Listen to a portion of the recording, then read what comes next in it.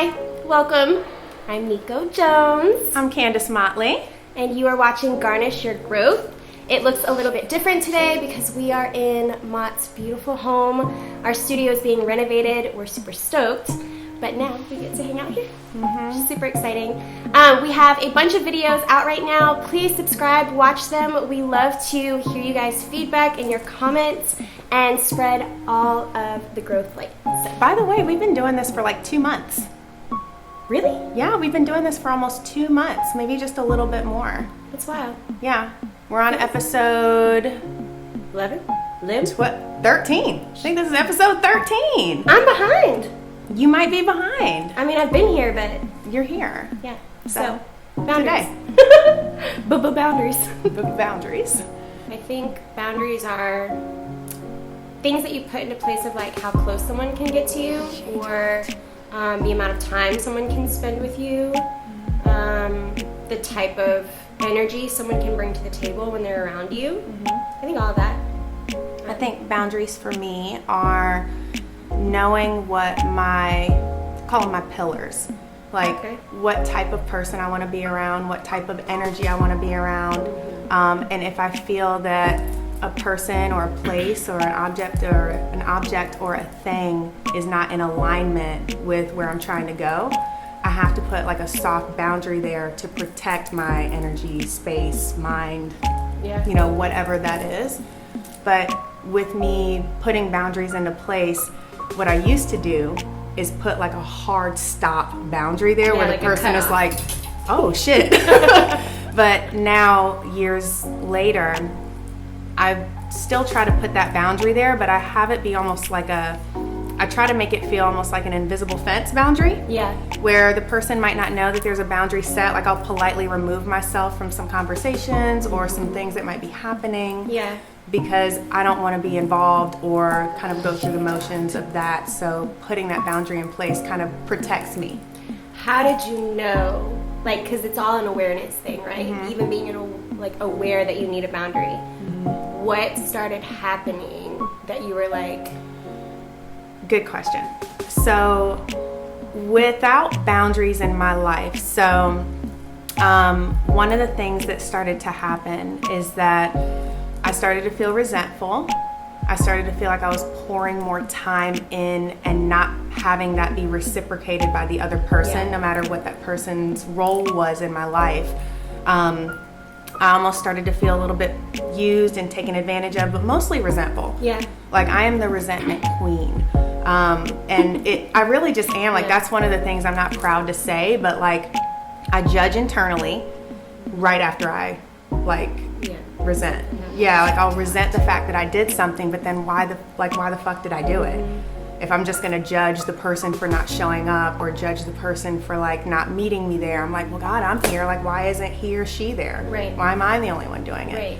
So after being filled with so much resentment for so many years, you don't really want to talk to somebody about you being resentful about them, so you just kind of keep it bottled up.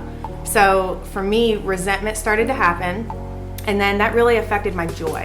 I wasn't able to experience the person. I wasn't able to fully embody our encounters, and my joy level went way down. And before I even got to where the person was, I was already talking. I almost had a monologue in my mind of what it was already gonna be like. Right. And then I started to kind of delve into more personal development and coaching and awareness and all the things, growth.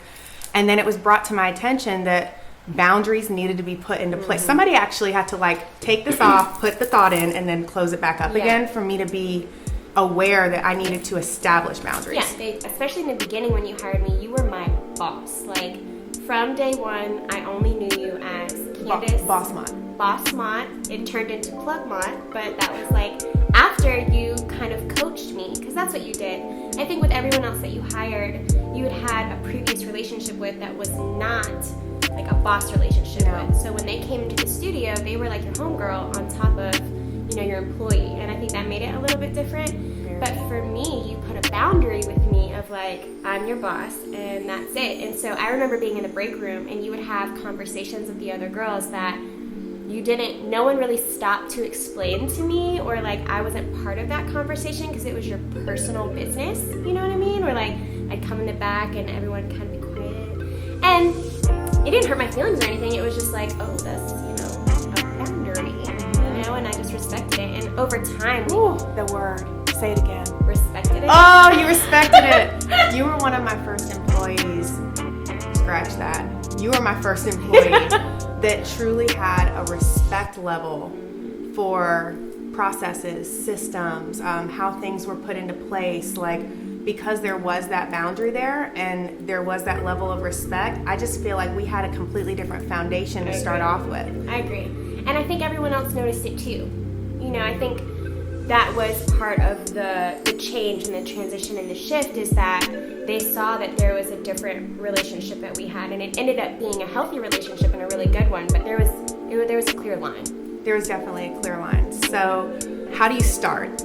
Like, what's not working, right? Like, what feels bad, what makes you resentful or feel overwhelmed, but then how do you then take that feeling and then flip a switch, and all of a sudden, Monday you didn't have boundaries, Tuesday you got some boundaries? I think you touched on it a little bit when you were saying like that feeling inside that you knew something wasn't right.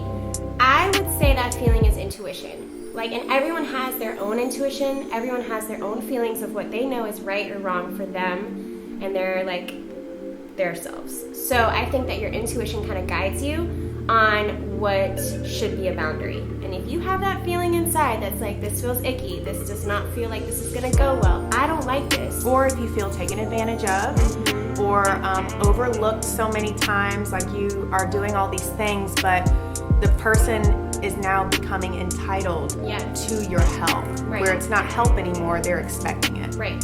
If things are feeling negative, then a boundary needs to be set.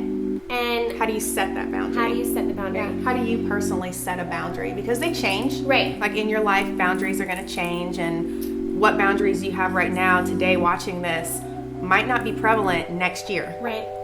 I think really thinking about what it is that you want. Like, from whatever person or whatever situation it is, you have to look at, okay, what do I really want from this? Like, do I want to have a relationship with this person? What kind of relationship do I want? And then kind of making a plan. Like, you wanted to have a healthy relationship with me where I respected your boundaries and the processes of the salon and things like that. And so your first relationship with me was just strictly like, these are the rules, these are how you do this, I'm gonna check in on you at this time for this amount of, like, you were very like, you laid everything out for me, and I knew exactly what it was.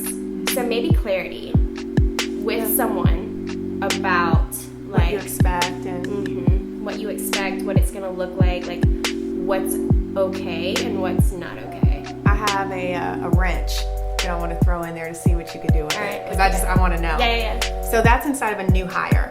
Right. What about family? What about somebody who you're not hiring? Like, they're just a part of your damn life, and you're like, I love you, I can't get rid of you, I don't want to get rid of you, but damn you for doing some of these things. Like, do you then sit your cousin down, your mama down, your sister down, and like, all right, you guys, so I have boundaries now? Like, what would you say for that one? I wouldn't say you sit them down like that, but I've definitely had some uncomfortable conversations with people in my family where it's like, transparency is my biggest thing.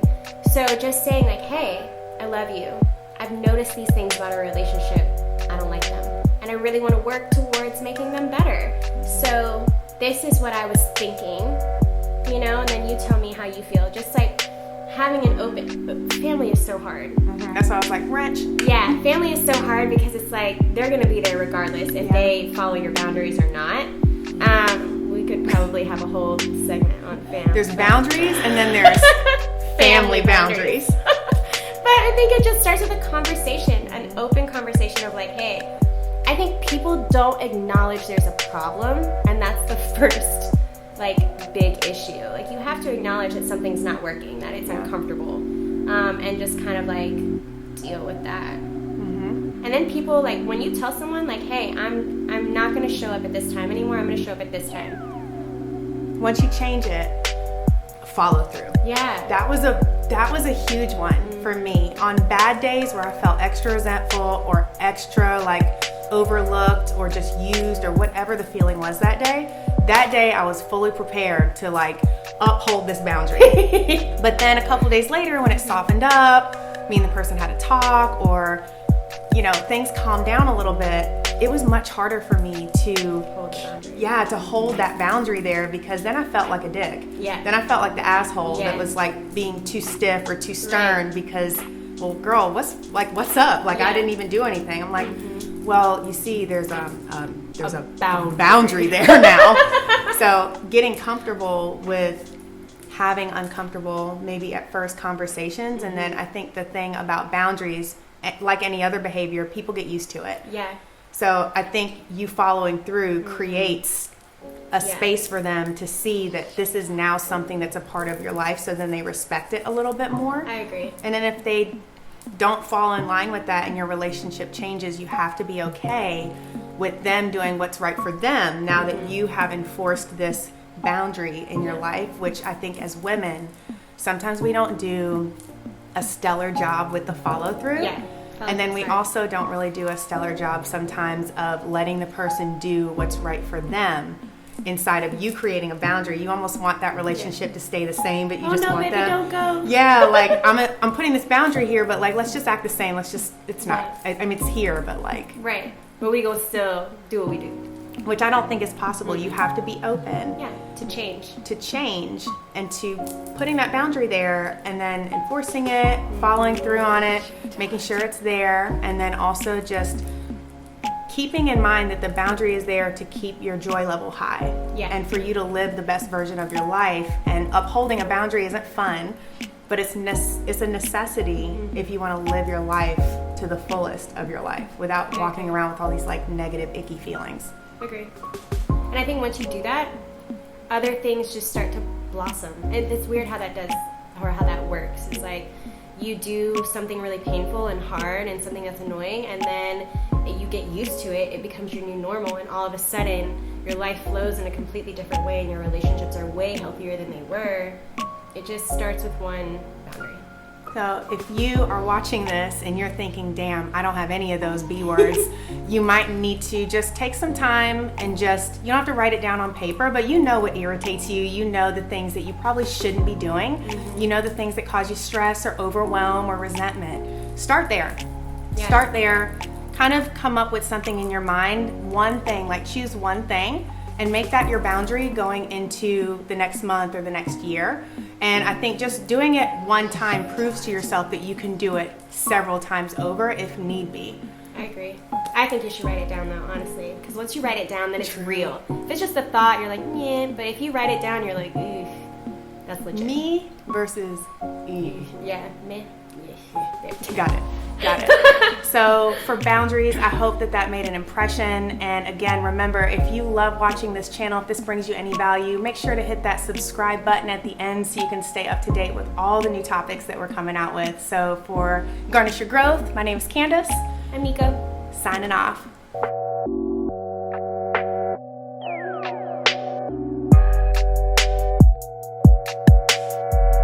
And I think once you start setting boundaries in one aspect, then it starts trickling into everything else. Like, well, I'm gonna set boundaries at work, and that worked out. Ooh, I love to say this. I love to say it. Let me say it. What you do in one lane is exactly what the fuck you do in another lane. It is. So if you have boundaries in your personal life, what was that? If you have boundaries in your personal life, then I think you're also gonna have that adopted into your professional life, almost through like osmosis, because it's hard to turn shit off. Yeah. And I think that talking to you, working with you inside of a salon environment, and then all of a sudden we become really good friends, we hang out, we talk on the phone all the time.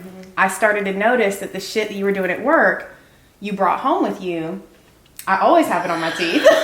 I always have lipstick on my teeth. It's part of the skit. Like, this is my character. I saw him get real close to your mouth. I was like, damn, let me